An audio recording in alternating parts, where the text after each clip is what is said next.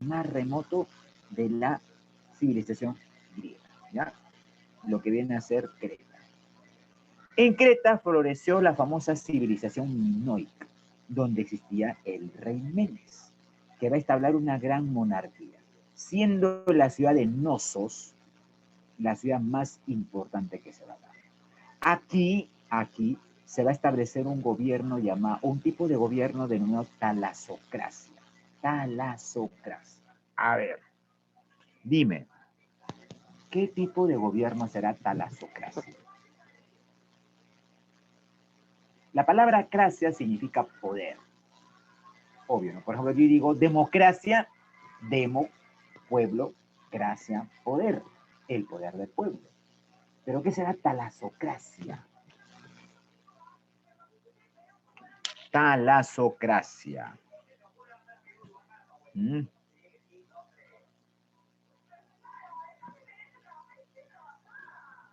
¿Qué será talasocracia, Crot, señoritas, jovencitos?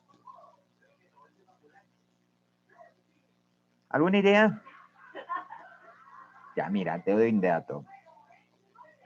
Talasocracia, mi estimado jovencito, quiere decir el gobierno de un grupo que tiene poder económico en base al comercio. El poder de grandes comerciantes. Eso quiere decir talasocracia. En la antigua Político Grecia, económico. claro, claro, mira, te digo una cosa, mira, mi estimado, escúchame. Grecia era un conjunto de varias polis, de varias ciudades-estados, donde cada una de ellas establecía buscar acrecentar su poder económico gracias al comercio en base a las rutas del mar Mediterráneo. Por lo tanto, en Creta va a ser factible que estos grupos económicos tuvieron el control del mar, las rutas comerciales y lograron un gran poder económico. Este poder económico les dio el derecho, por así decirlo, a ejercer el gobierno en el Creta. Pero mira, un detalle. No sé si tú habrás leído la mitología griega, que es muy variada. ¿Has leído la mitología griega? Sus mitos, sus leyendas y demás, es muy variada. Ahora, un detalle. No solamente los griegos van a explicar sus orígenes en base a mitos y leyendas. Lo hacen los romanos, lo hacen los incas, lo hacen los aztecas, que van a explicar su origen en base a leyendas. La pregunta es ¿por qué?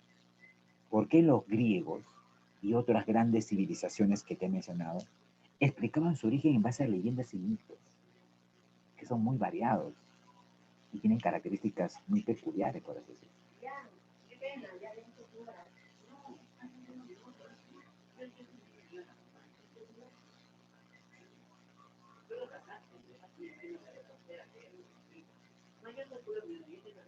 Dime, ¿alguna idea? ¿Alguna idea por qué los griegos explicaron su origen en base a leyendas? A ver, Tania, a ver, Catherine, a ver, Milagritos. ¿Alguna idea te parece, mi estimado? Los mitos, las leyendas son relatos fantásticos, alegóricos, que tienen algo de historia, ¿no es así? Pero mayormente son fantásticos. ¿Sabe por qué los griegos son creadores de diversos mitos y leyendas?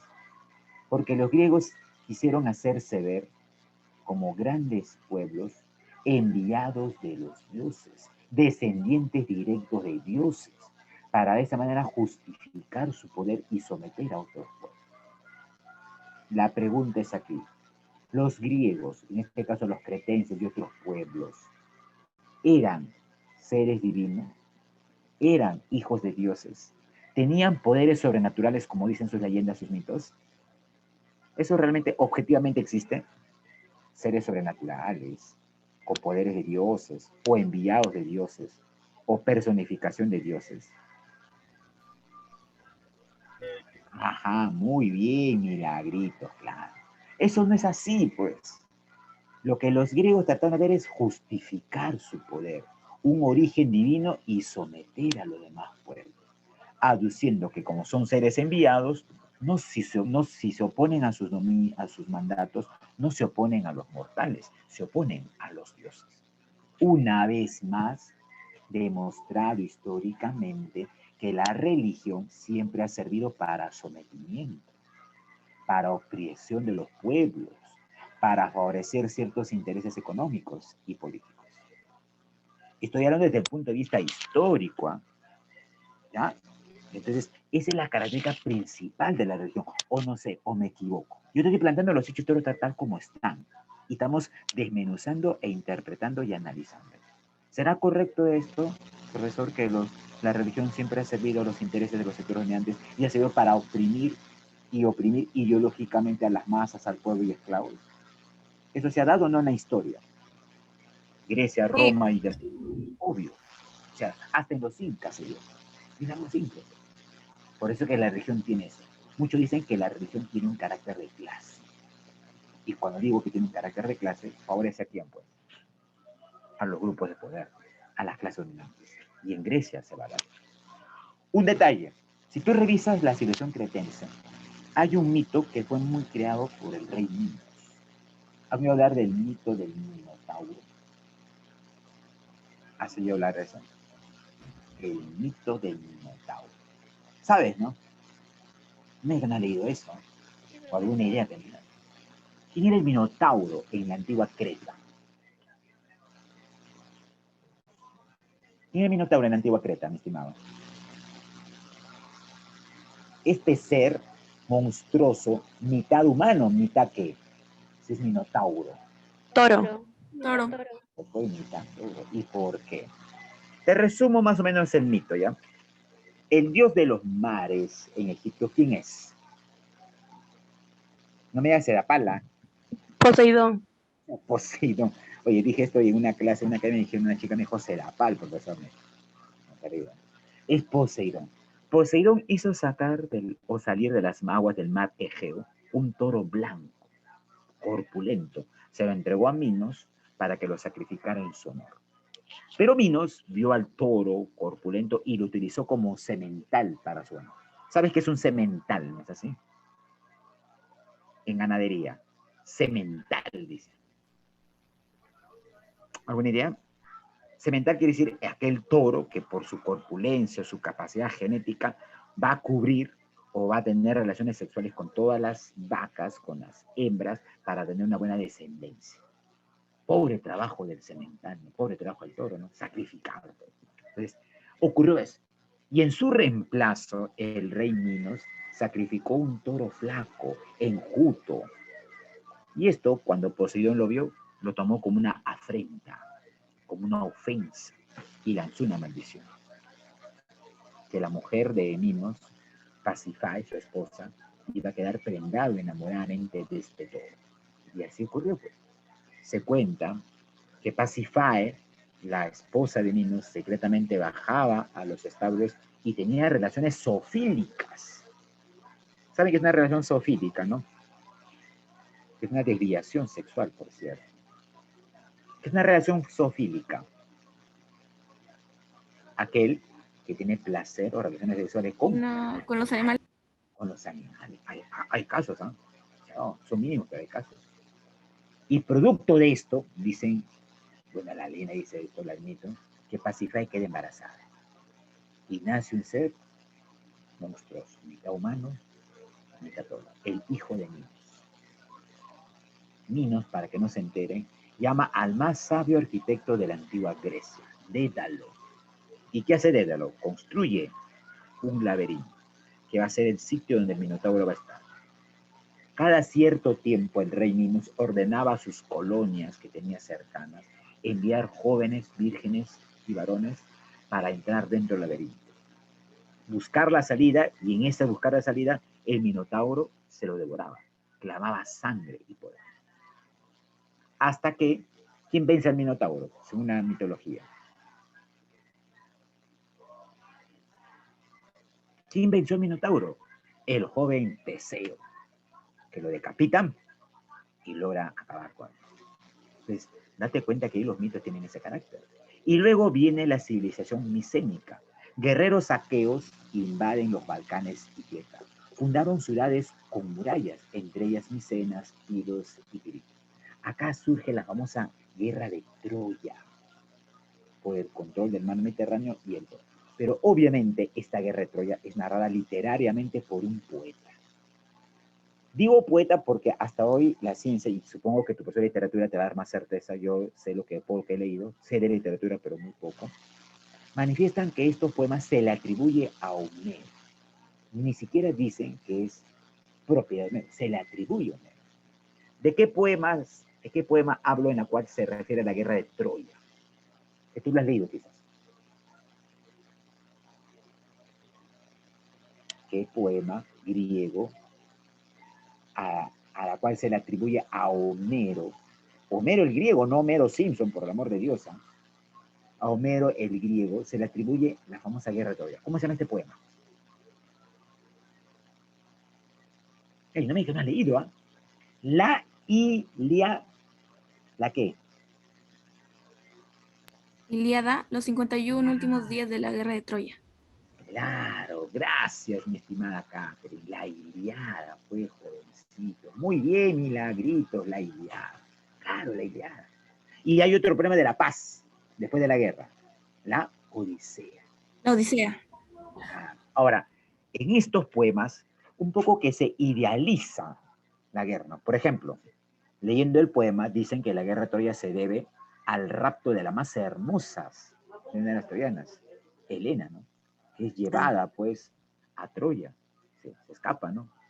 Con el hermano de Héctor. Los griegos, Menelao reclama esto, Menelao, y se lanza a la invasión de Troya. Pero Troya tenía murallas inexpugnables. Aquí aparece en la mitología griega, dice, el de los pies ligeros, rey de los mirmidones, un gran atacante. ¿Quién era? Aquiles. ¿Por qué Aquiles le decían el de los pies ligeros? ¿Saben, no? Porque su madre Tetis lo sumergió, dicen, en el agua Estigia. Dicen que Aquiles tenía el don de la inmortalidad, menos un punto vulnerable. ¿Cuál era su punto vulnerable, su punto letal? Que ahí le cae una flecha y muere. El talón. El talón. El talón de Aquiles. Claro, ¿por qué el talón? No le quedaba la zapatilla, profesor. La Nike no le quedaba. Por eso era el talón. ¿Por qué el talón? Porque su madre, Tetis, lo sumerge en el lago Estigia, que era un lago que tenía la propiedad de inmortalidad. Y al sumergirlo lo coge pues del talón. Sumerge todo el cuerpo menos el talón. Y el talón fue. ¿Cómo ingresa los griegos a Troya y la incendia? Utilizan un ardid, ¿no? Ahí aparece el famoso Ulises u Odiseo. ¿Caballo? El caballito, pues, ¿no? El caballo de Troya. Obvio. Que se plantado ahí. Los troyanos lo ingresan como su propio trofeo de guerra, salen del vientre de los griegos, abren las murallas y Troya fue incendiada. Ardió Troya. Y acabaron con la solución incendiada. Entonces, date cuenta de las constantes guerras que se van a dar en este mundo. Y por último, ajá, claro, en un caballito de madera, mi estimada Milagritos.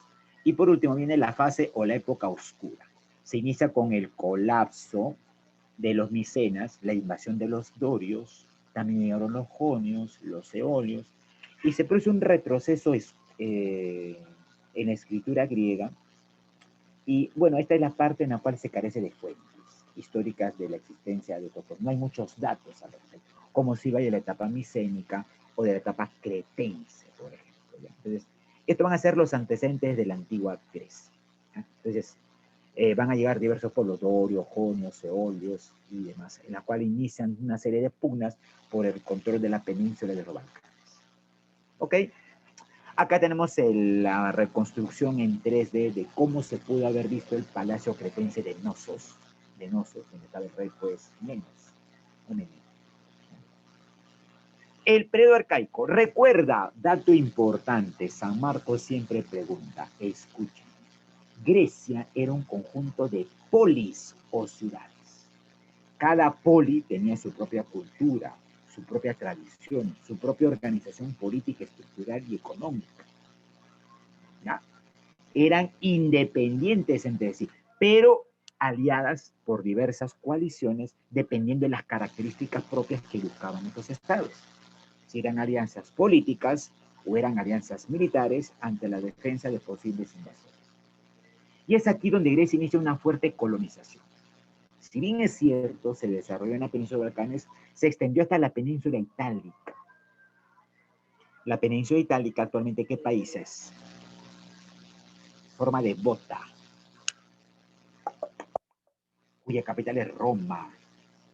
¿Qué país es? Háblame, mi estimado.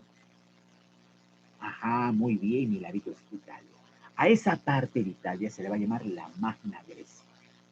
Y luego los griegos colonizan lo que es Asia Menor, lo que es hoy Turquía, donde está Troya, Pérgamo, Mileto y demás. Entonces, iniciaron una fuerte colonización, y en esta colonización los griegos van a ir asimilando los patrones culturales de estos pueblos, gracias al comercio. Por eso, el comercio en Grecia, aparte de hacer intercambio de mercancías y productos, a cambio de generar ganancia económica, genera ese intercambio de culturas, de tradiciones, de idiomas, y esto va a enriquecer mucho más las tradiciones culturales propias de los griegos. Por eso que algunos historiadores muy eurocentristas, y cuando digo eurocentristas, ¿sabes a qué me refiero? ¿No es así? Tú conoces muy bien el término, recuerda la primera clase que vimos, periodificación de la historia. Ah, no, conmigo no vimos ese tema, no, disculpa. Pero ¿sabes qué es eurocentrista, no? ¿Qué quiere decir historiadores eurocentristas?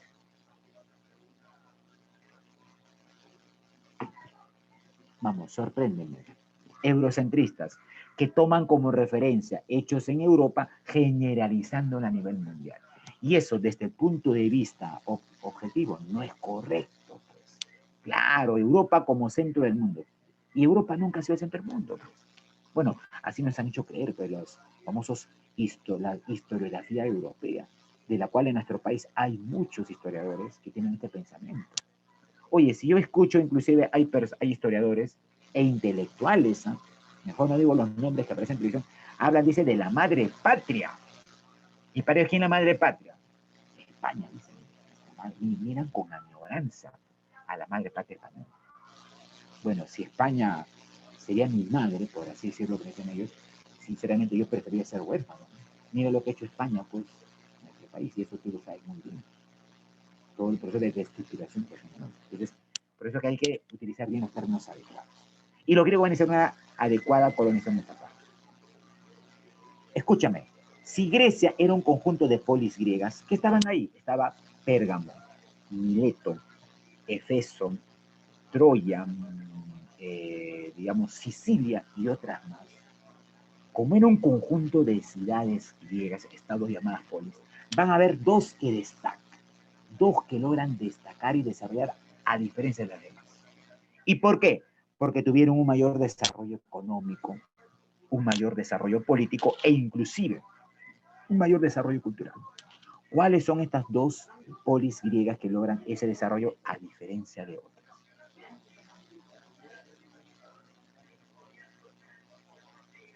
Una de ellas es Esparta y la otra...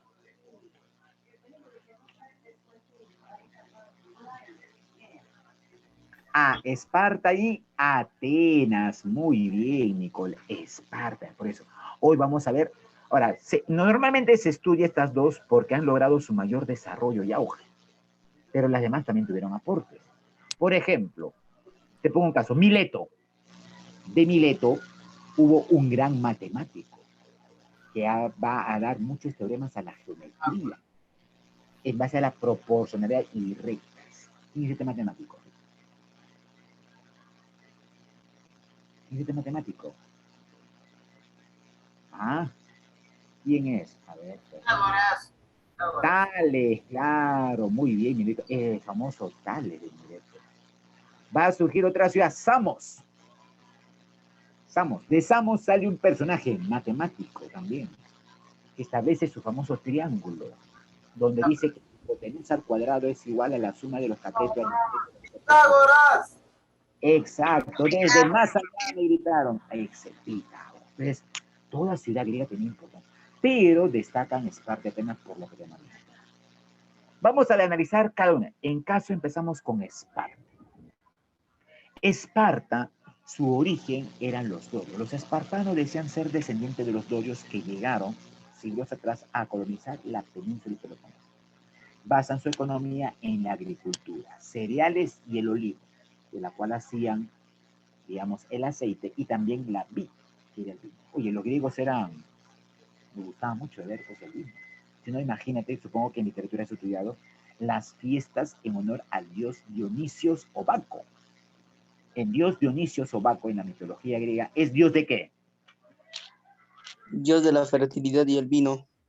Exacto, donde se va a dar pues las grandes consumos de vino en estas fiestas bacanales, dicen, ¿no? Que años más tarde dio origen a lo que es el teatro. Eso por literatura lo debes saber, ¿no? Claro, el dios del vino, ¿no? Era una sociedad clasista, establecida en clases sociales, como lo que estamos viendo, esclavista y guerrera. ¿Cuáles eran las clases sociales que componían la pirámide social en la antigua Esparta? Observa, eran las siguientes. Estaban los espartanos o llamados homoi. Era la aristocracia. ¿Sabes qué es una aristocracia, no? A ver, digo, una aristocracia, ¿qué es una aristocracia? ¿Qué es una aristocracia, mi estimado? La aristocracia es el poder de un estado de un reducido grupo de personas. Aristócratas, basadas en su poder económico. Eso ocurrió en Esparta. Y eran los únicos que podían ser considerados ciudadanos. Ciudadanos. Estaban luego también los periecos. Cuando digo ciudadanos, quiere decir que los espartanos eran los únicos que podían votar, que podían sufragar, que podían participar en las decisiones políticas dentro del propio Estado espartano. Nadie más podía ser partícipe del Estado que los espartanos. Estaban los periecos, eran gente foránea. Si yo te digo que los periecos eran gente foránea, ¿qué quiere decir? ¿Qué es foráneo?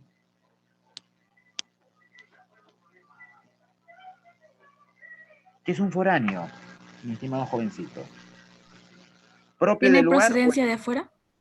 Ajá. Claro, tiene procedencia externa de fuera. Eran libres, muy bien, mi estimada Nicole. Eran hombres libres, pero ese derecho de ser libre, facultad de ser libre, no tenían derecho a alguno, no podían votar, no eran considerados Como ciudadanos. forasteros, que también Claro, forasteros.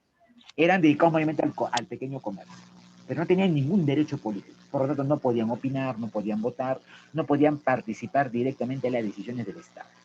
Y por último, estaban los ilotas. Ilotas, no idiotas, que eran los esclavos, que era la mayor parte de la guerra. Ahora, se ha hablado que Esparta tuvo como principal legislador a Licurgo, que va a sentar las bases legales de la estructuración de un aparato político en Esparta favorable pues a los intereses de poder. ¿No? Ahora, a ver, regreso a lo anterior. Se ha manifestado también que Esparta era una ciudad netamente guerrera. Y eso se ha reflejado en algunas películas de Hollywood muy sensacionalistas. Un detalle. A veces el cine, a mi parecer, no sé qué pensarás tú, y espero que pienses similar a mi persona, porque creo que tenemos casi la misma concepción del mundo, y cuando digo que casi manejamos la misma concepción del mundo, sabes a qué me refiero. Tú ya sabes que es una concepción del mundo, no sé si. Entonces, yo veo que las películas que se ofertan hoy en Netflix y esta serie son películas sensacionalistas, películas basadas con un solo sello de Made in USA, donde tratan de imponer la cultura americana, sus tradiciones, su sistema, inclusive el capitalismo, bajo otras personas. Obviamente taquilleras en sí, pero no es necesario. Yo pienso que el cine debe ser un motivo también para expresar cultura, para expresar pensamiento, para establecer hechos históricos. Y hay películas que sí tienen este carácter, pero normalmente no llegan a Hollywood como son críticas, no quieren decir. ¿Ya? Por ejemplo, no sé si has escuchado tú el Festival de Cannes. En el Festival de Cannes se han planteado muchas películas europeas, realmente las europeas son buenas, ¿no? Que tienen este carácter de películas adecuadas y demás. Por ejemplo, hay muchas películas. A ver, te nombro una. ¿Has visto la película Voces Inocentes? Oye, sería bueno que la veas. Anótalo. Voces Inocentes. Yo le he pasado con estudiantes de secundaria y a muchos les ha dejado impresionados. Es una película que narra las dictaduras en Centroamérica y cómo Estados Unidos entrenaba al pueblo para asesinar a los guerrilleros que querían un cambio progresista. Estaba pues ahí, digamos, la efervescencia de la Revolución Rusa, de la Revolución Cubana, perdón, y utilizan asesinatos a niños, capacitan a niños para darle fusiles y enfrentarse a la gente del pueblo. Terrible lo que ocurrió, voces inocentes, y así hay muchas. Entonces, hay una película, no sé si has visto 300. ¿Has visto la película de 300? Sí, ¿no? Sí la has visto. Habla justamente de los espartanos, del famoso La vi, Leonidas, profe. claro, de su famoso Leonidas, que con 300 hombres detuvo el avance militar de los persas. Y ahí tú miras, bueno, el sensacionalismo, cómo los persas se logran aniquilar, y se le toma a persa como una cultura ideal, lo idealizan, lo fictician, un ejemplo a seguir, cuando en Persia era un estado totalmente esclavista, y no analizan las contradicciones sociales. Claro, al final mueren, pero un poco que tratan de emular a los héroes persas, o a los héroes espartanos. Pero Esparta no es una esclavista. Esparta aniquilaba esclavos. Esparta comercializaba esclavos. Mantenía. Entonces, esto en la película no lo dice. Entonces, eso es un poco de mi crítica y la exagerada idealización del mundo espartano. Propio, pues, de Hollywood y propio del cine norteamericano. Entonces, ello hay que tomarlo en cuenta. A ver. ¿Cómo era la organización política en Esparta? Habían dos reyes, uno civil, militar, uno el ejército. Habían 5 éforos que estaba a cargo de la Jerusía, el consejo de ancianos, que era encargado de elaborar las leyes. ¿Y por qué los ancianos? Porque ellos tenían una cantidad mayor de experiencia y conocimientos. Estaban los espartanos, ciudadanos con derechos plenos, que formaban parte de la Apeya. La Apeya era la Asamblea Popular. Bueno, popular de nombre, porque en la asamblea solamente participaban los espartanos propiamente dicho. No participaban los periecos, menos pues los silotas, que no tenían ningún tipo de condición. Eran personas consideradas como mercancías, simplemente. Entonces, eran los espartanos. Entonces, es por eso que aquí un detalle. Se ha dicho, la historia tradicional, los historiadores oficialistas, dicen que el más grande aporte que ha dado Grecia a la humanidad es la democracia. Y esa democracia luego fue perfeccionada en la Revolución Francesa y la hemos heredado hasta el día de hoy. Y gracias a ello, el pueblo tiene pues la facultad de elegir a sus gobernantes en un determinado proceso representativo al poder. Te pregunto, observa este mecanismo que más o menos está simplificado ahí. Esparta, que formó parte de Grecia, un estado democrático. ¿Realmente fueron democráticos, como nos hacen creer las historias tradicionales o la historia oficial? ¿Eran democráticos? ¿Se aplicó una democracia No. en ese? No, No. pero sí era una democracia que buscaba justificar el sistema esclavista. Eso sí. Favorecía a los grandes. Claro, a los grandes grupos. O sea, era una democracia Grandes monopolios. Claro. Como hoy la democracia que tenemos. La democracia que tenemos hoy es una democracia burguesa. Y tú lo sabes muy bien. Una democracia ligada por gobierno. Un gran científico alemán, al cual tú conoces, dice lo siguiente. En la democracia burguesa, el Estado manifiesta que cada 5 años la población debe surgirse a las urnas para elegir quién va a ser el próximo explotador o opresor de este pueblo, en la cual quieren hacer maquillar de una democracia de carácter progresista cuando en realidad no lo es. ¿No lo ves? Entonces, eso no hay que tomarlo en cuenta. Y tú lo sabes muy bien, pues. El próximo mes de junio viene la segunda vuelta. Y quizás lo que quizás nadie sabe es que los que marcan la agenda política en este país, llegue la candidata A o llegue el candidato B al poder, no van a ser ellos, es la CONFIEP, y tú lo sabes correctamente. ¿Y quiénes son la CONFIEP? Los grandes empresarios que han colocado políticos, que han colocado gobernantes, congresistas, ministros, a sus sabiendas para favorecer sus intereses. Ahí está pues el grupo Romero, el grupo Brescia, el grupo Rodríguez Pastor, el grupo Graña, que están grandes empresas. Entonces, ¿qué sentido tiene que en junio lleguemos a votar a una persona si al final de cuentas es la CONFIEP la que marca y establece la dirección política de este país? Por eso, Es mi opinión, y de mi abuela, que ha analizado esto. Mi abuela siempre escribe eso. Hijo mío, me dice, mientras en el Perú el poder económico esté ligado al poder político, este país seguirá siendo más de lo mismo. Pondrán caretas, pero el sistema seguirá siendo el mismo. Dime, ¿eso se va a cumplir? ¿Se está cumpliendo? ¿O quizás estoy errado en mi análisis? No lo sé. Pero creo que vamos por ahí. Entonces, en Esparta era algo parecido, pues. Los grandes grupos económicos marcaban la agenda política ese entonces. Por eso, ¿Esparta era democrática? Sí, pero una democracia esclavista.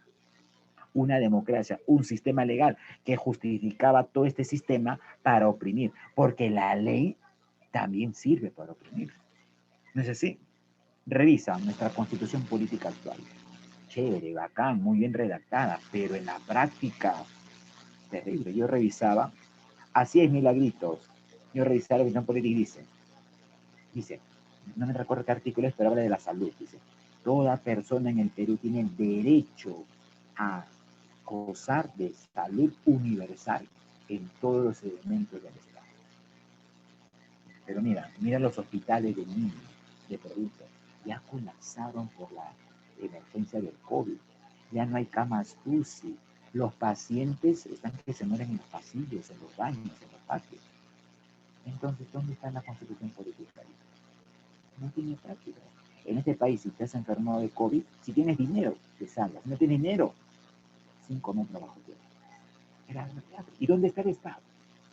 ¿Qué ha hecho el Estado sabiendo que se venía el COVID? ¿Por qué no se previó esto para construir hospitales? Entonces, ahí date cuenta como un Estado que no favorece, pues, en realidad a los intereses, que en este caso somos nosotros, que es el pueblo. Entonces, algo similar pasaba con la antigua Esparta y la antigua Grecia. Y bueno, vamos a Atenas. En Atenas, ellos dicen ser originarios de los jonios, que invadieron la península del Peloponeso, mayormente se dedican al comercio, que es su principal actividad económica. Igual, pues, que Esparta eran clasistas esclavos. Estaban los atenienses, eran los únicos ciudadanos que gozaban de derechos, comerciantes principalmente, los metecos, que eran hombres libres, foráneos, no tenían ningún tipo de derecho político, y por último los doulos, esclavos carentes de derechos, propiedades particulares. El Estado en Atenas era propietario de esclavos, pero un reducido grupo. Por eso que el esclavismo particularizado va a ser muy determinante en estos tipos de esclavos. Ahora, un detalle. Había una cierta diferencia entre Esparta y Atenas, que miraban hasta con cierto tipo de recelo estas dos ciudades. Los espartanos eran una ciudad netamente, pues, militar. Heródoto, el gran sabio griego, cuenta en sus libros de historia que los espartanos se forman desde muy niños para ser los famosos óplitas. ¿Qué es un óplita? Un joven que ha llegado a los 18, 19 años se graduaba, por así decirlo, como soldado para defender al Estado espartano. A ver, ¿cómo es esto? Dicen que los niños dejaban de pertenecer a la familia aproximadamente 8 o 9 años de edad. Pasaba el Estado espartano y reclutaba a todos los niños. Ya no le pertenece a la familia, pertenece al Estado. Y desde niño se le enseñaba las tácticas militares, se le enseñaba elementos con la cual curtir su cuerpo, soportar el dolor, el hambre, la presión y ser adecuados y fornos soldados. Llegaba la época en la cual el niño joven ya iba a recibir el título de óplita. Dice que la madre iba y le entregaba el escudo que por cierto pesaba pues casi como 3 kilos con la armadura, imagínate. Estos soldados tenían que tener una buena corpulencia física. Y dicen que la madre le entregaba el escudo con las siguientes palabras: o regresar con el escudo como triunfador, o regresar como eres sobre el escudo. Es decir, o regresas vivo como triunfador, o regresas muerto, porque para el soldado espartano no está establecida la cobardía. El soldado espartano tiene que dejar su vida, su pellejo, si posible, en el campo de batalla, su sangre y su vida, en favor de los grupos de poder. Oye, así eran educados. Yo te pregunto, en una guerra, en cualquier guerra en que se van, ¿quiénes son los que derraman su sangre, los que ofrendan su vida? Es la gente del pueblo que transforman por ejército. Pero al final de cuentas, ¿quién se lleva los beneficios? Los del poder. Exacto. Pues. Sería ilógico pensar que la aristocracia como siempre. espartana se coloca pues la armadura y la espada y va a pelear. Eso no existe. Pues. Siempre el pueblo, y eso ocurre. Por eso que en Esparta desde muy niño se le enseñaba, se le metía en la ideología de que ellos debían inclusive ofrendar su vida. Porque si tú ofrendabas tú en el campo de batalla, ibas al Olimpo con los dioses. Pero en realidad estabas ofrendando tu vida, sacrificando tu vida en beneficio de terceras personas. En las guerras eso siempre se ha visto. Ya un gran filósofo ruso decía, y cuando digo filósofo ruso, ¿sabes a quién me refiero, no? El que logró el triunfo de la Revolución Rusa con el partido bolchevique. Este filósofo analizaba y decía, hay guerras justas e injustas. Tú dirás, guerras justas e injustas, profesor. A ver, piensa, ¿las guerras serán justas o las guerras serán injustas, profesor? ¿Tú qué crees? Las dos cosas.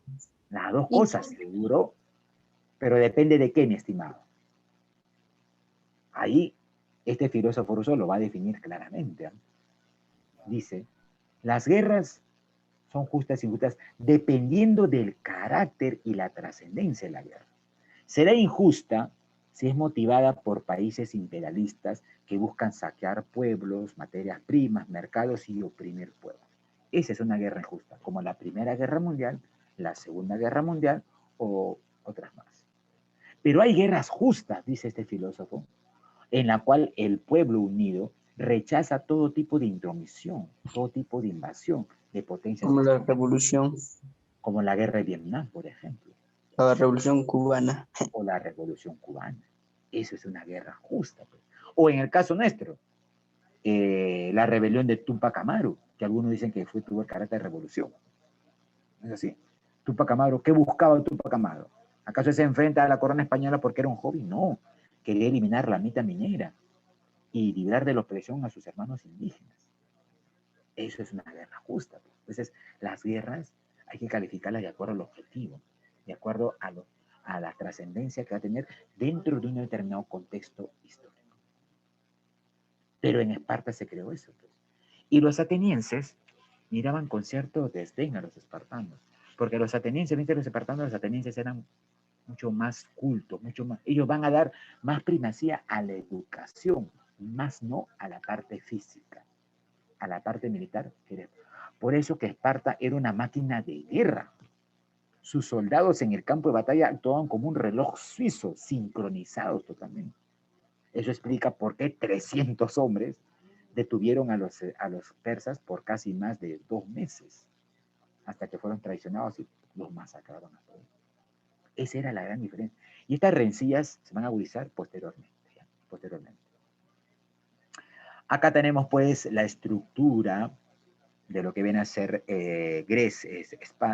Atenas, perdón, la monarquía. Luego surge Dracón con leyes severas, establece la oligarquía. ¿Qué es una oligarquía? Es el gobierno de un reducido grupo social, mayormente grandes comerciantes. Luego viene la tiranía con Pisístrato. ¿Qué es un tirano? ¿Cómo gobierna un tirano, mi estimado jovencito? Mediante manipulaciones.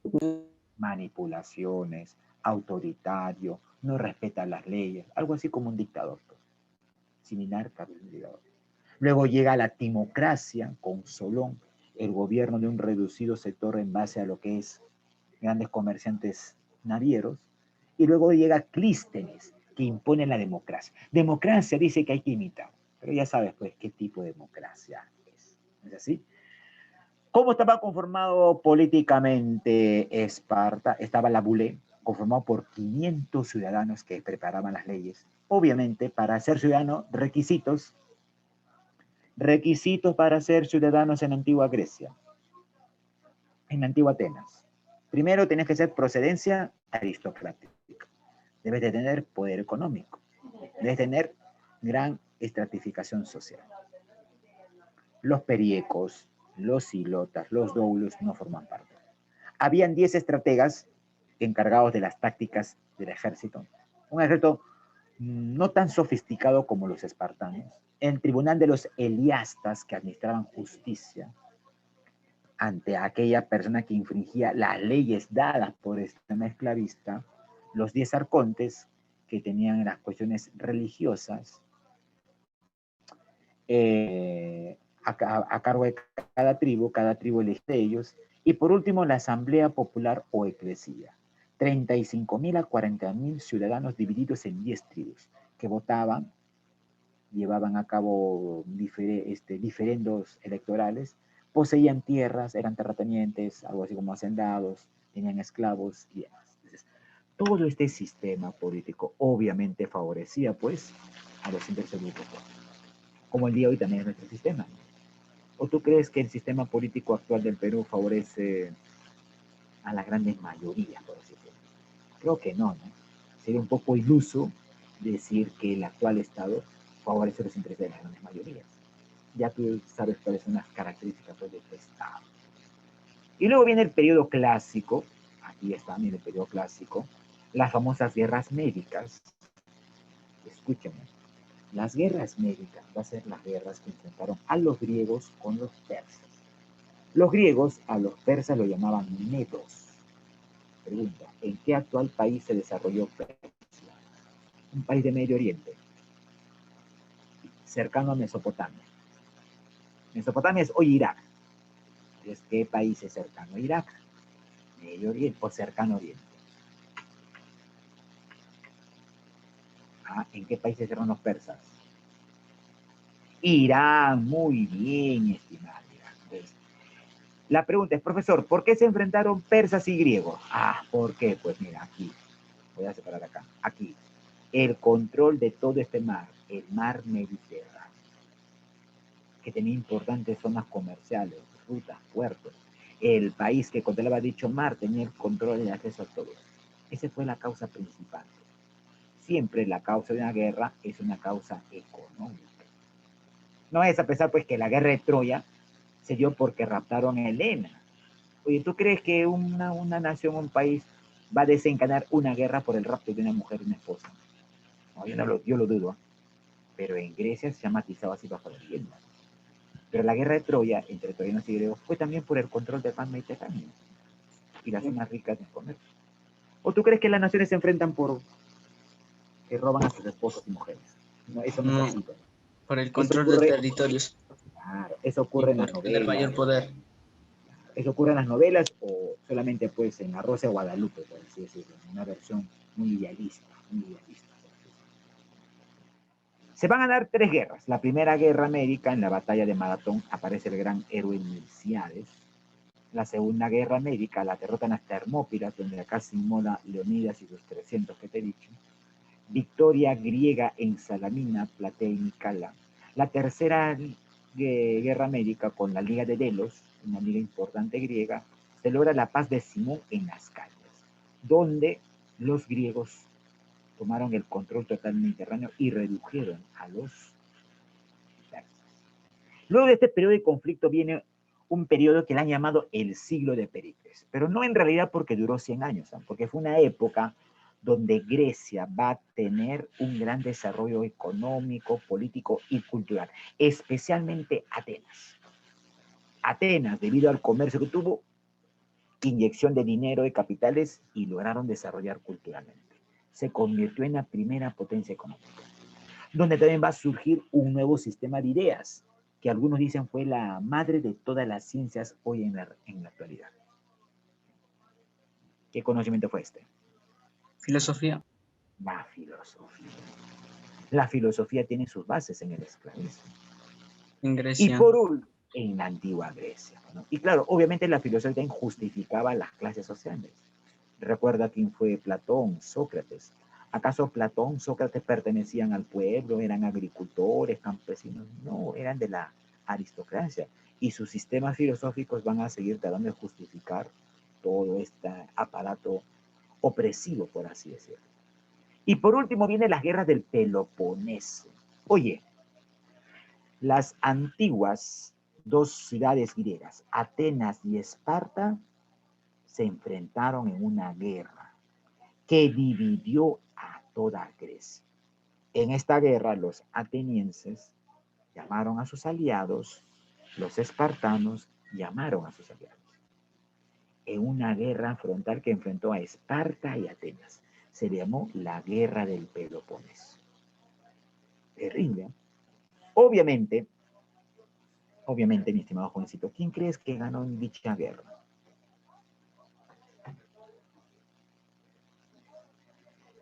No se te escuché, no te escuché A bien, ver, profesor. a ver, digo, en esta guerra entre Esparta y Atenas, denominada Guerra del Peloponeso, por el control de las rutas comerciales del Mediterráneo, ¿quién gana esta guerra? Atenas. No.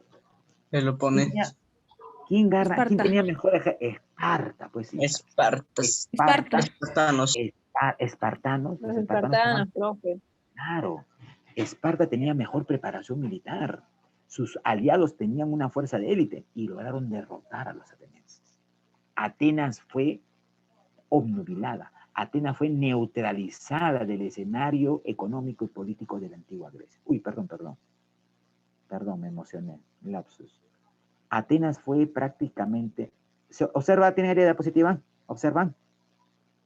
Sí, profesor. Niños. Sí, ¿no? Ya, entonces. Sí Esta se ve, guerra, gracias señorita, esta guerra permite que Esparta emerja como nueva potencia de la antigua Grecia. Atenas quedó opacada a la sombra de Esparta. Pero un detalle, te pregunto, esta guerra entre Esparta y Atenas que arrastró a las demás polis griegas, pregunta, ¿dividió o unificó a las polis griegas? ¿Dividió? Lo Uy, dividió, lo Dividió. dividió, lo desarticuló, las debilitó internamente. Tú sabes, cuando tú ves dialéctica, que las contradicciones internas son las determinantes. Las contradicciones internas pueden determinar que un proceso acabe o pueden determinar que un proceso de salto dialéctico, dicen algunos. Eso es lo que ocurrió acá, pues, en Grecia. Las contradicciones internas de Grecia se expresaron en la guerra del Peloponeso. Atenas y Esparta no poder resolver sus diferencias mediante las vías pacíficas, por así decirlo, desencadenaron una guerra que dividió a toda Grecia. Y la división de esta guerra fue aprovechada, ¿sabe por quién? A ver, acá aparece un cuadro del famoso Leonidas y los famosos 300, que la historia lo ha idealizado, ¿ya? Ya. A ver, esta guerra va a debilitar a Grecia y es aprovechada por Macedonia. Oiga, escúchame. Macedonia era una región a las afueras, al norte de Grecia. Eran considerados unos pueblos distintos a los dorios, a los eolios. Pero los macedónicos con Filipo II aprovechan esa guerra, ese divisionismo en Grecia y van tomando poder. Y van ingresando poco a poco al territorio griego. Tanto así que Filipo II logró someter a toda Grecia y a sus estados en la batalla de Queronea. Los macedónicos ahora toman el control de Grecia. Inclusive ni Esparta puede ante el poder de los macedónicos. Se forma la Liga de Corinto, donde Filipo II incluía a todas las ciudades griegas bajo su dominio. Es decir, los macedónicos tomaron el control político y económico de la antigua Grecia. Pero va a ser el hijo de Filipo II el que lleva a Grecia a su máximo desarrollo militar, el famoso Alejandro Magno. Bueno, le ponen Alejandro Magno porque la palabra magno quiere decir grandioso, apoteósico, inolvidable, inmemorable por las hazañas militares que va a lograr. Alejandro Magno, mi estimado jovencito, inicia la expansión militar y económica de Grecia. Conforma un poderoso ejército que vence finalmente a los persas con Darío. ¡Ey! Cálmate. Por amor de Dios. Deja tu audio, hijo. Ya. Y inclusive el señor Alejandro Magno y sus famosas falanges macedónicas logran la expansión hasta el Medio Oriente. Con la dirección de Alejandro Magno, Grecia conquista el norte de África. Y en el norte de África había una gran civilización a orillas del río Nilo. ¿Qué civilización fue esta? ¿Qué civilización floreció a orillas del río Nilo? Corea, ¿no es así? Niños, ¿qué civilización floreció en el río Nilo? Por el amor de Dios, no me hagas reír. La Mesopotamia, egipcia. no. Claro, la egipcia. Es decir, Sí. cuando Alejandro Magno toma el control del norte de África, toma el control de los egipcios. Y ahí Alejandro Magno funda una ciudad que va a ser muy famosa, que se va a derivar del nombre de Alejandro. ¿Cómo se llama esta ciudad? Alejandría. En Alejandría construye una de las más grandes bibliotecas que atesoró el conocimiento del mundo antiguo en la antigüedad. Estoy hablando en ese tiempo. Ir a Alejandría es como ir hoy a París, la meca de la cultura. Habían bibliotecas, habían jardines botánicos. Todo el mundo en la antigua Grecia quería ir a Alejandría para empaparse todos esos, imagínate esos papiros gigantescos con todo el conocimiento de los griegos, de los egipcios, de los mesopotamios. Ahí construye pues Alejandría. Alejandro Magno se lanza a la conquista del Medio Oriente, Siria, Palestina, Israel. Llegó hasta la lejana India. Oye, mira, hasta la India llegó Alejandro Magno con sus tropas y conquistó toda la India. El más grande imperio de la antigüedad, el que establece Alejandro Magno. Y es ahí donde va a surgir una corriente cultural que se ha llamado el helenismo. ¿Qué es el helenismo? La fusión, escúchame bien, la fusión, la síntesis de los elementos culturales de Occidente que traían los griegos con los elementos culturales de Oriente que traían los hindús, los chinos, los árabes.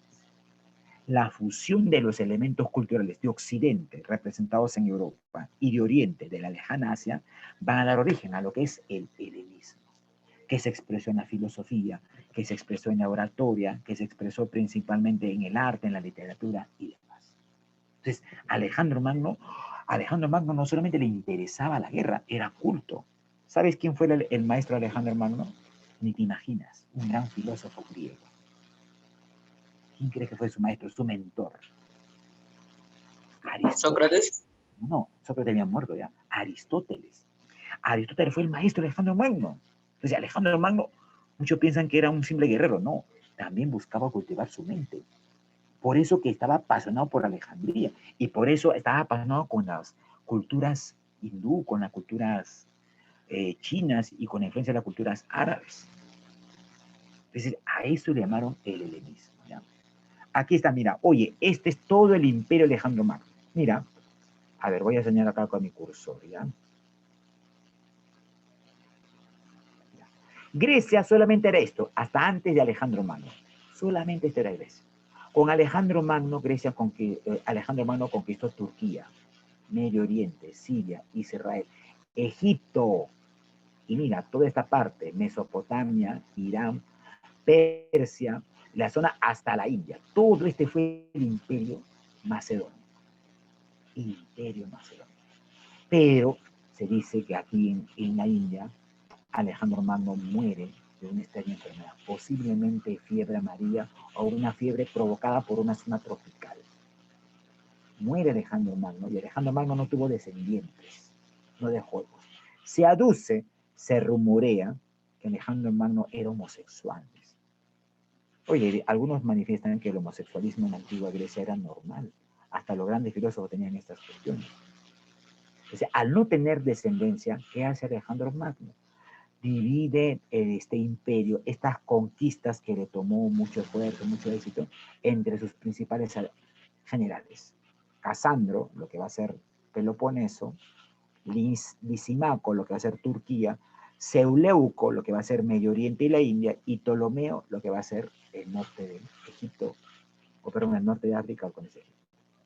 Lamentablemente, estos generales entraron en contradicciones, en disputas, y no pudieron mantener la unidad del imperio. Y el imperio se desintegró, aprovechando una nueva civilización que ya emergía aquí en el país de Italia.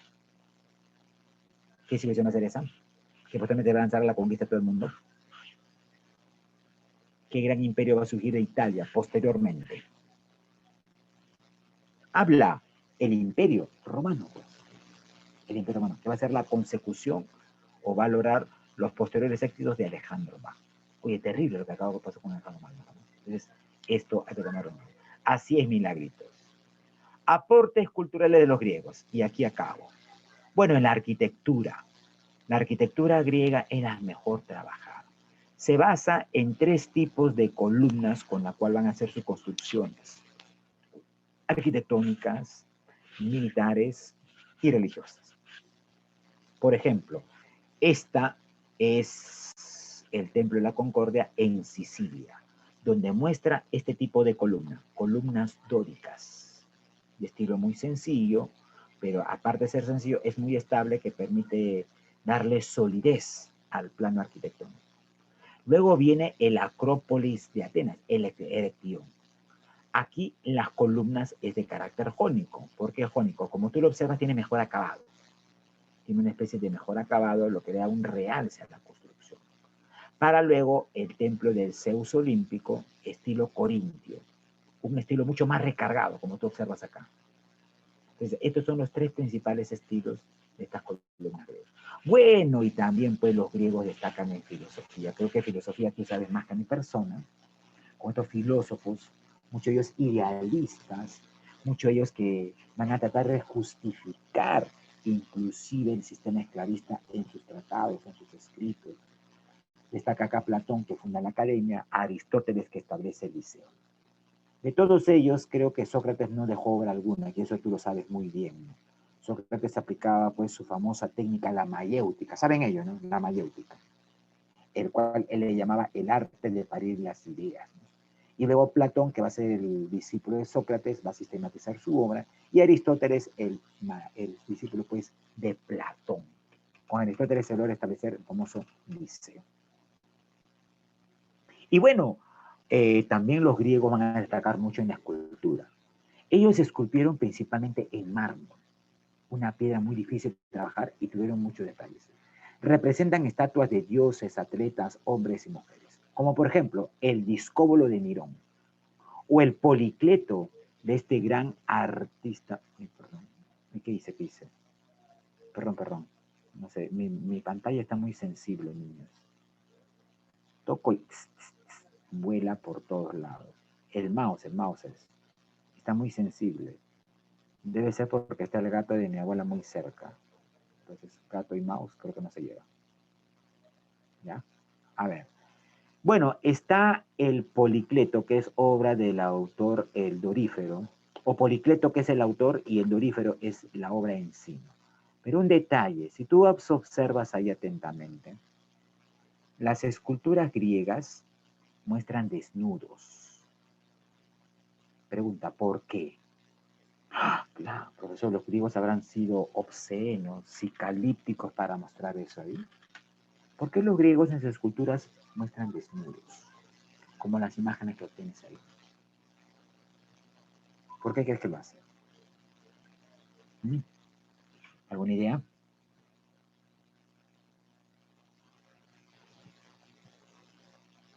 ¿Alguna idea de la cual por qué los griegos realizan ello, mi estimado jovencito?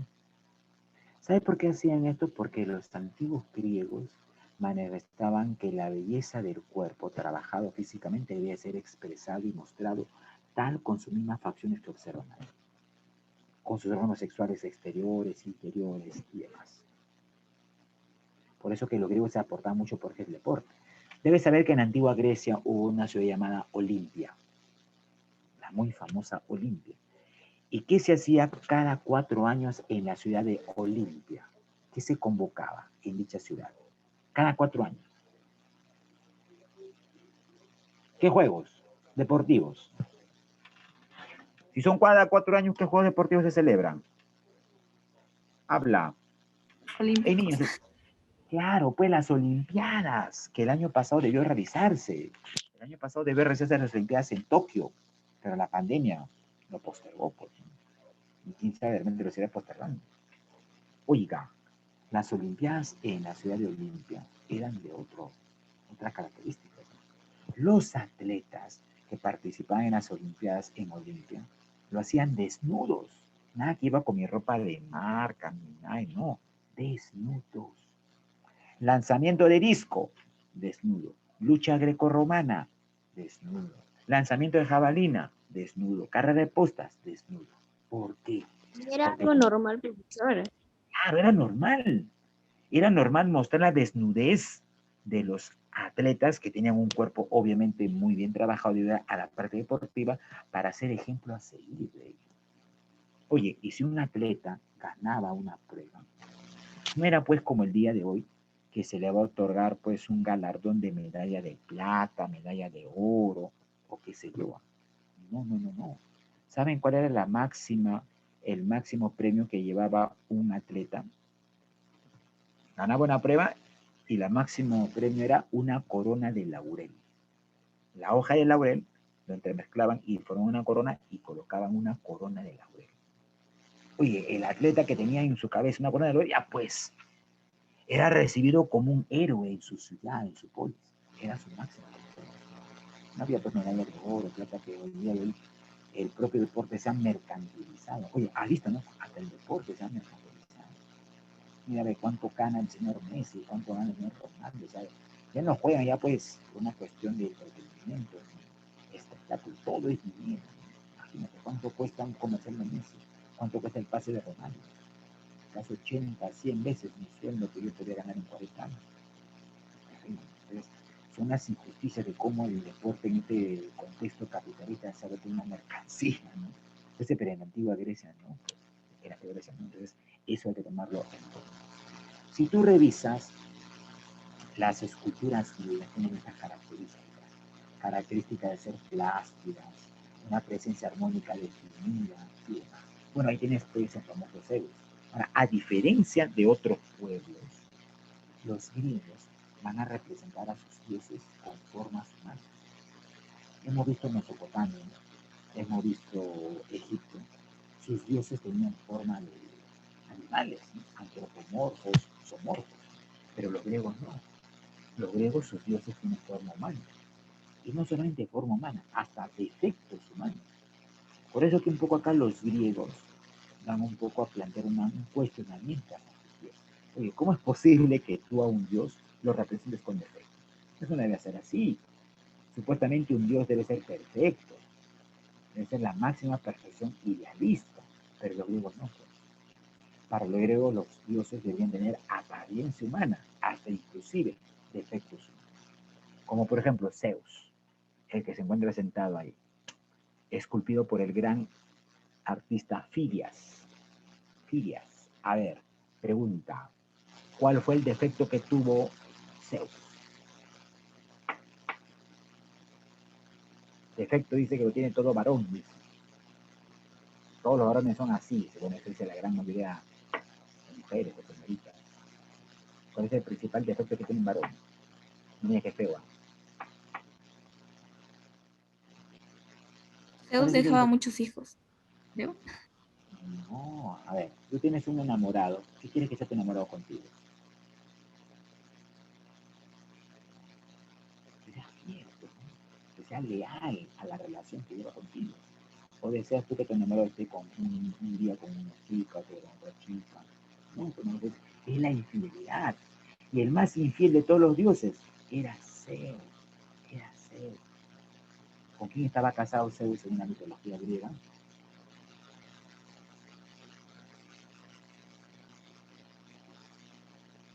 Cuando dice la sabiduría, era. ¿Sí? Era. Pero Zeus la engañaba. Zeus incluso hasta tenía relaciones sexuales con mortales y tenía semidioses. Infidelidad. Zeus. Otra diosa infiel.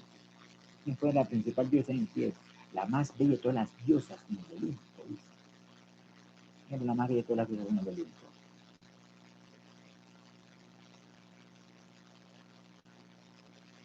¿Quién era la más bella de las diosas en el Olimpo? Bueno, no sabes, ¿Afrodita? Afrodita, pues. Oye, qué contradicción, mira. Mira, si tú revisas la mitología griega, Afrodita, y acá déjame un poco explayarme, Afrodita, que era la diosa más bella del Olimpo, estaba casada con el dios más feo y horripilante del Olimpo. ¿Cómo es esto, profesor? Entonces se cumple aquí el dicho que la suerte del feo la desea el bonito. Puede ser, ¿no? ¿Y por qué? ¿Por qué, profesor? ¿Sabes por qué razón? Y además, veamos por qué ¿saben a qué Dios me refiero? Era un Dios que tenía una cojera constante. era en la mitología griega el dios de los herreros, el dios que forjaba las armaduras de los dioses. ¿Alguien sabe qué dios es este? Efaístos o Vulcán. ¿Y por qué cojeaba enormemente Efaístos o Vulcán? Porque cuando nace lo presentan a su padre, que es Zeus. Zeus dice que esta cosa es mi hijo, no, yo un dios puedo cómo hacer esta cosa. Dice que lo pateó del Olimpo. Y el Olimpo cayó a la tierra. Y a partir pues tuvo una cojera terrible. Y para compensar esta desdicha del gran Zeus, perdón, del gran, el dios de los herreros, en este caso Efaístos, Zeus lo compensa casándose con la más bella de todas, que es Afrodita. Pero Afrodita no estaba a él. Afrodita era una que tenía la carrera de ser también infiel, al igual que Zeus, que es su padre. ¿Y sabes con quién le engaña a Afrodita? Con el dios de la guerra, el dios bélico. ¿Quién era el dios de la guerra en el mundo griego? El belicoso, el que generaba pues el derrame de sangre en las batallas que los griegos establecían. Ares, el dios de la guerra. Y cuenta la mitología griega que cuando Efaísto salía por largas temporadas a hacer su trabajo, Afrodita mandaba llamar a Ares, el cual ingresaba a su aposento, a su cama conyugal, y pasaba lo que tenía que pasar, pues, ¿no? Supongo que ya sabes qué pasaba en esa cama, por así decirlo, ¿no? Pero dicen que Ares era muy precavido. Siempre llevaba a un amigo suyo llamado Alectrión. Lo ponía en la parte más alta de la casa de Afrodita para que avise la salida de Helios, que en la mitología griega es el sol, el amanecer, que no le gustan los secretos y lo comunica a los cuatro vientos. Es así que ni bien antes que amanezca salía el sol, Alectrión le avisaba a Ares y Ares, mismo amante, cogía sus cosas y fugaba antes de ser descubierto. Pero dicen que un esposo que ha sufrido infidelidad sabe cuándo su esposa le es infiel. Y el dios Efaísto sabía esto, pues. Así que una noche, sospechando que su esposa lo engañaba, saben que ese Efaísto, como Efaísto podía trabajar los metales, hizo una red de hilos casi invisibles de oro, pero eso es muy resistente, y lo colocó en la cama de Afrodita. Dijo, ¿sabes qué, Afrodita? Me voy detrás de viaje, voy a trabajar. Se fue, y la otra, ni corta ni perezosa, mandó a llamar a la amante. El amante pues ingresó a la cama, pasó lo que tenía que pasar, pero ¿qué es lo que ocurre? El guía Alectrión, que se encargaría de avisarle a hacer el sol, se quedó dormido. Y al quedarse dormido, a la mañana siguiente, ingresó el dios Helios con sus rayos solares y alumbró directamente a la cama conyugal donde encontró a ambos amantes. Infraganti. Ambos amantes deciden escapar, pero se dieron con la sorpresa que no podían hacerlo porque estaban atrapados en la red que dejó Efaísto. Al instante, todo lo hizo el Olimpo, se reunieron a ver semejante espectáculo de deshonor. Y llega el propio Efaísto. Efaísto no quiere romper la red porque no la considera adecuada, considera un castigo. Dice que el conflicto tiene que bajar el propio Zeus a convencer a Efaísto para que rompa la red. Lo hace. Ares, decepcionado, humillado, imagínate, humillado públicamente por esto, va a descargar toda su ira en los campos de batalla.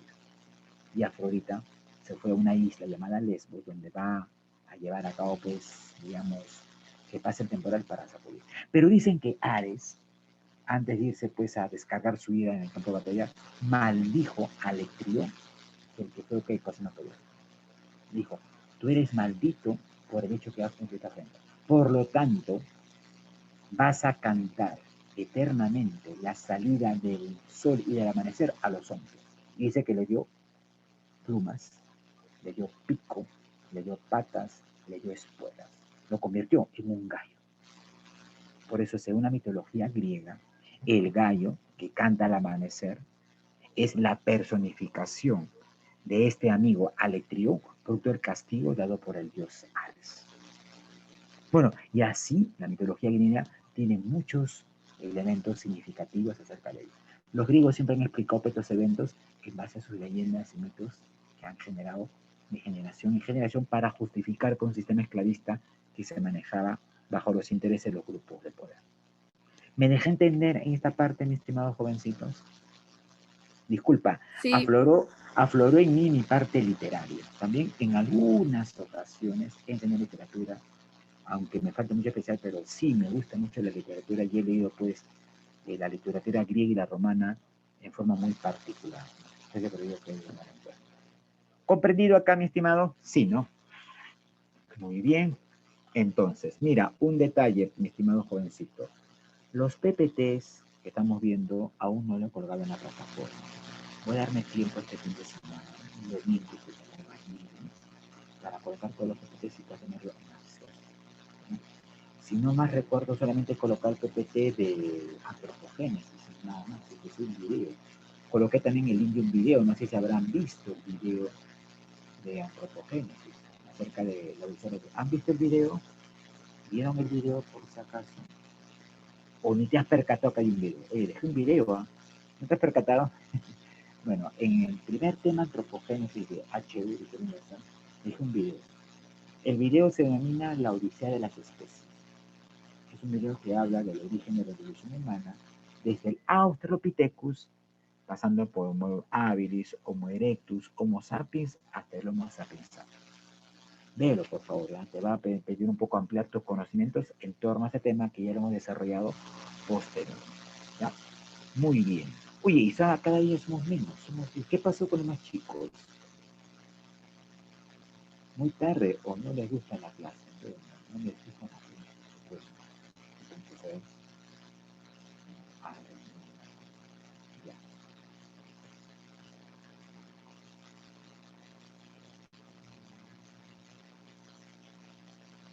Ya.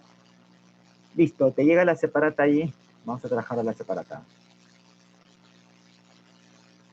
Se han ido a comer. Ah, ¿qué tanto comen estos chicos? ¿Qué están comiendo? Una vaca, una pachamanca. Ya vamos a dar más de una hora de clase.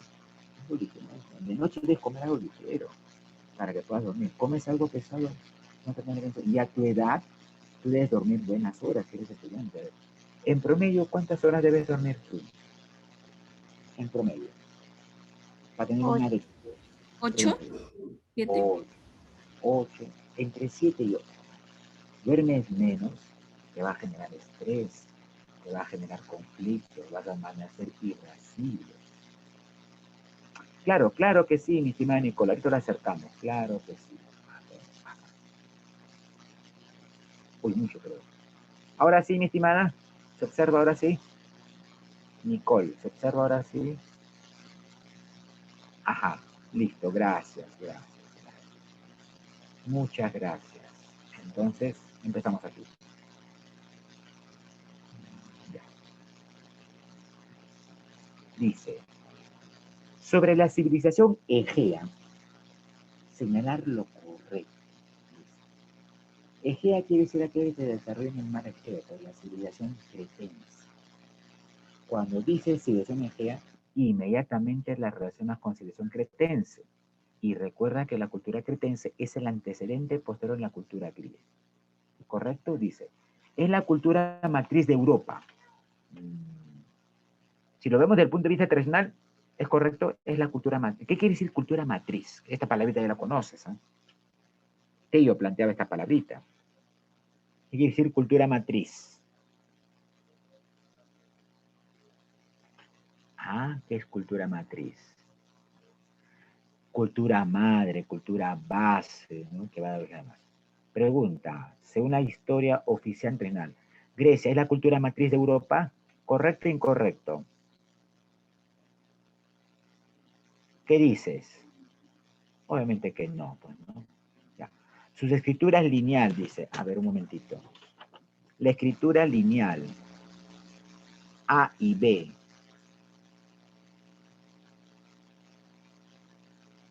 Sus escrituras son la lineal A y B. Solo la lineal B se encuentra traducida aparte por el francés Michel Brens. Es correcto. Dicha civilización es conquistada por los invasores indoeuropeos. Es correcto, por los dorios, por los eolios. Su gobierno fue talasocrático, entiéndase como gobierno de comerciantes. Es correcto. Su ciudad más importante, rey de Creta, fue Nosos y Faestos. es correcto. Entonces, ¿cuál sería aquí la clave? ¿Todas? Así es todas. Todas, porque para los historiadores tradicionales se considera la cultura griega como la cultura matriz de la cultura. Por eso que posteriormente, ¿qué hacen los romanos?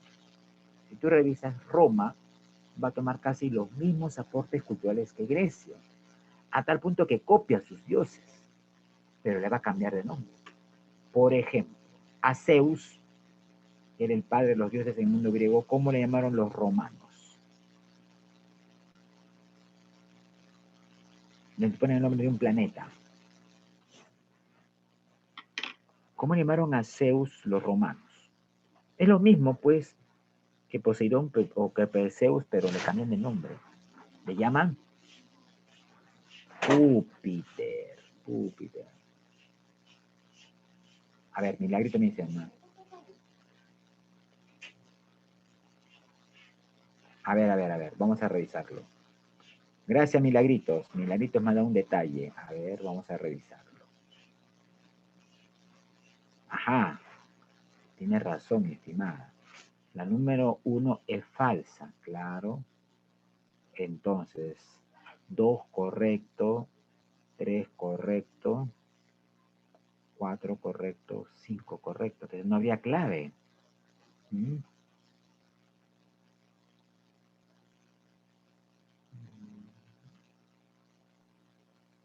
Algo debió fallar, profesor. Algo está mal aquí, ¿eh? Parece que las claves están un poco equivocadas. Claro, porque la cultura matriz de Europa no es, pues, la decisión G, va a ser Grecia en particular. Bueno, lo vamos a dejar en stand-by, ¿ya? Vamos a ver eso posteriormente. Me descuadra eso. Ajá, no hay clave, niña linda. ¿Cuál es el proceso a través de la cual, valga la redundancia, las tribus, ¿a quién le llaman tribus europeas? A las tribus que van a invadir Creta. Dorios, eolios, jonios, que posteriormente van a dar origen a las polis griegas, Esparta y Atenas las principales. El proceso por el cual las tribus indoeuropeas fundan ciudades-estado en todo lo que es Grecia, ¿cómo se llamó a eso? Fácil, pues. Te lo dije. Te dije que los griegos eran ciudades-estado, que se establecieron por gran parte de Europa, parte de Italia, parte de lo que es las Balcanes, Asia Menor, lo que es Turquía. ¿Cómo se llamó todo ese proceso? Que establece ciudades por diversas partes. Claro, colonización. Muy bien, señorita. Colonia. Las colonias griegas, pues, llamadas polis. Por eso que cada colonia tenía una cultura distinta, una tradición distinta, características culturales también distintas. Y van a destacar de estas todas colonias griegas, Esparta y Atenas. Esparta y Atenas. Sí, Carlos Alberto, lo voy a colocar, no te preocupes. Dame tiempo para el domingo con más seguridad, ya no te aseguro nada mañana. Mañana tengo que hacer otras cosas pendientes. El domingo voy a darme un tiempito y coloco todos los PPTs. ¿Les parece correcto? ¿Podrían esperarme hasta el domingo, mi estimado jovencito? ¿Sí? Sí. Cuento con tu anuencia. Gracias, muchas gracias. Eso es muy loable en ti, tu comprensión que tienes hacia mi persona. ¿Ya? Ajá, muy bien, gracias, Milagritos. A ver. Sobre la polis espartana, señale lo correcto. A ver, polis espartana. ¿Su organizador fue Licurgo? ¿Fue Licurgo su organizador? Correcto. Se ubicaba en la península del Ática y a orillas del río Césico. Los ciudadanos espartanos son de origen dorio, seguro. A ver, ya me entraste duda, ya. Vamos a ver acá. Vamos a ver un momentito el PPT. Dice Esparta, ¿no? A ver. Ajá, ya, ¿dónde está Esparta? Acá está.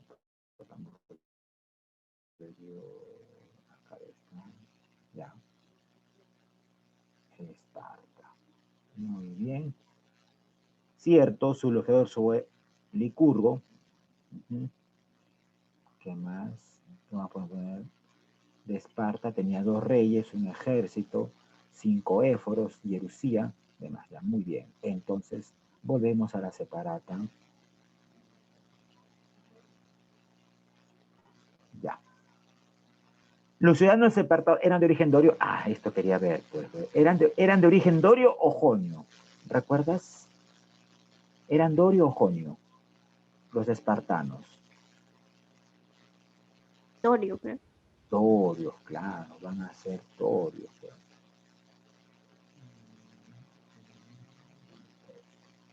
Eran de origen dorio. Entonces, esto es correcto. Su forma de gobierno era una aristocracia militar. ¿Es correcto esto? Claro que sí, dice. El poder efectivo lo tenían los éforos. Los éforos tenían el poder efectivo. No, los éforos no tenían poder efectivo, tenían la Jerusía, ¿no? Por lo tanto, a ver.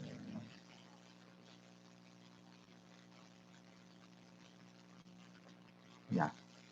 Por eso te estoy de falta. ¿Cuál sería lo correcto? A ver. ¿Cuáles serían los correctos? Escriban como el chat. No. Cuando dice efectivo, quiere decir de eficiencia. Es decir, que los éforos tenían el poder total en la antigua Esparta. A eso es efectivo. No se refiere a términos monetarios, ¿ya? Entender eso. Entonces, el curvo, esto es correcto. 2, correcto. Ah, no, la 2 es falso. 1 es correcto. 3, correcto. 4, correcto. Y también 5 es correcto. Los éforos sí tenían el poder total. Ahora, los éforos tenían alianza con la Jerusía. Tanto los éforos como la Jerusía, que era el Consejo de Ancianos, elaboraban las leyes. Y tú sabes que en una sociedad lo básico son las leyes.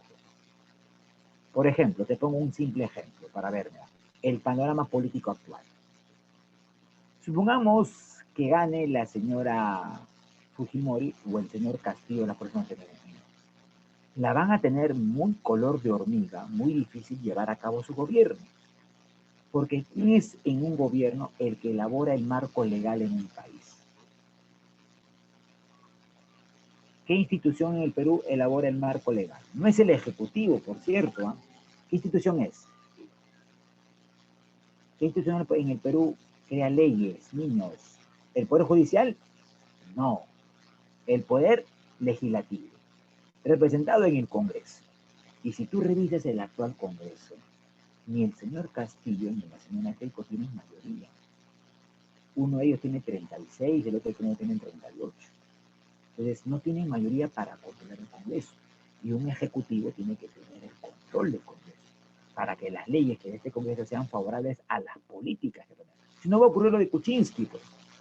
Mira, Kuczynski llegó al poder y en el Congreso no tenía mayoría. ¿Y quiénes tenían mayoría en el Congreso? Los fujimoristas. ¿Y qué hizo Keiko con sus congresistas? Boicotearon a Kuczynski hasta sacarlo del poder. Es lo que puede pasar en este Congreso.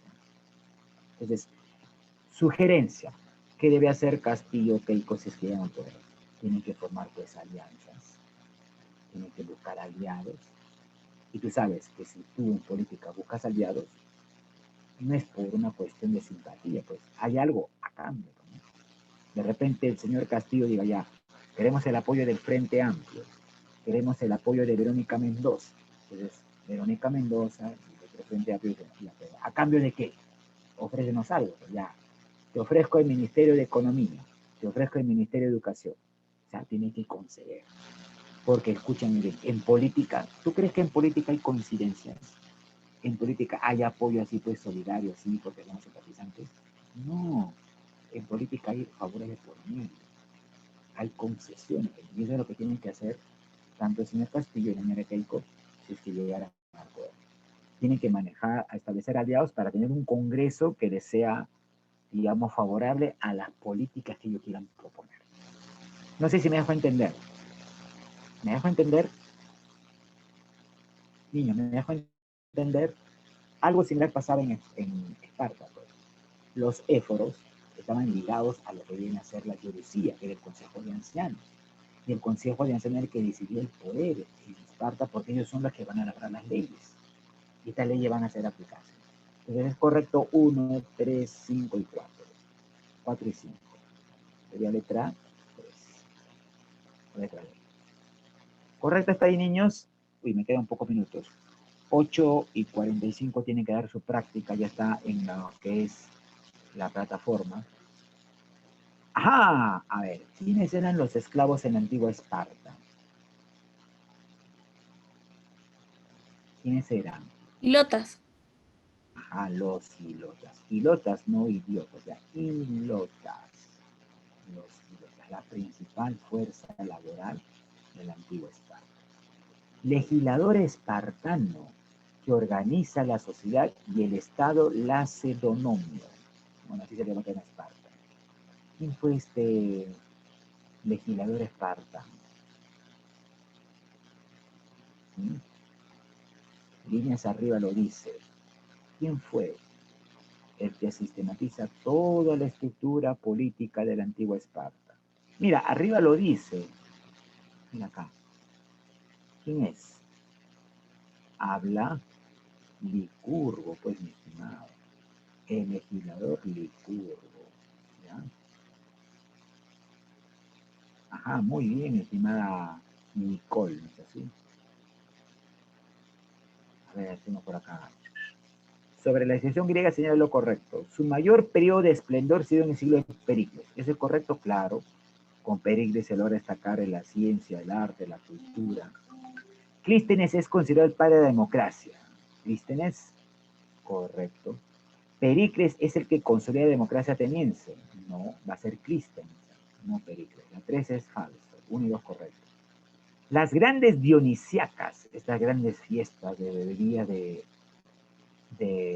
vino en grandes cantidades, estaban dedicadas al dios Baco, dios del vino, donde celebraban las tragedias por día de la comedia. ¿Ese es correcto? Uy, por literatura lo sacas. ¿Es correcto eso? En estas fiestas bacanales celebraban las famosas tragedias que van a dar origen al teatro. ¿Es correcto ello, sí o no? Sí, entonces sea correcto. 1 es correcto. 2 es correcto. 4. Las musas son las diosas protectoras de las artes. Así tenemos un ejemplo a Clio, muso de la historia, Urania de la astronomía, Italia de la comedia, para citar algunos ejemplos. La 5 también es correcta. Entonces sería 1, 3, 4 y 5, letra D. ¿Ya? Muy bien. Legislador ateniense que puso fin a la esclavitud por deudas y creador de la timocracia. ¿Quién es? La número 7. A ver, ¿qué me dice? ¿El 2 no era? ¿Seguro que el 2 no es? A ver, voy a revisar. No, claro, pues. Ah, no, Criste sí es, sí es. Tienes razón, niña. Por el amor de Dios, ¿qué estoy haciendo? Ya, a ver. Ya. La 1 es correcto, 2 es correcto. 1, 2, correcto. 3, Pericles consuela la democracia ateniense.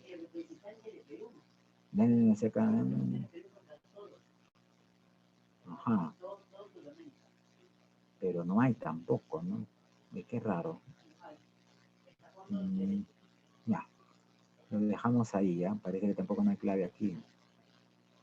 Legislador ateniense que puso fin a la esclavitud por deudas es el personaje llamado Clístenes, personaje que inclusive va a consolidar la democracia en la antigua Grecia.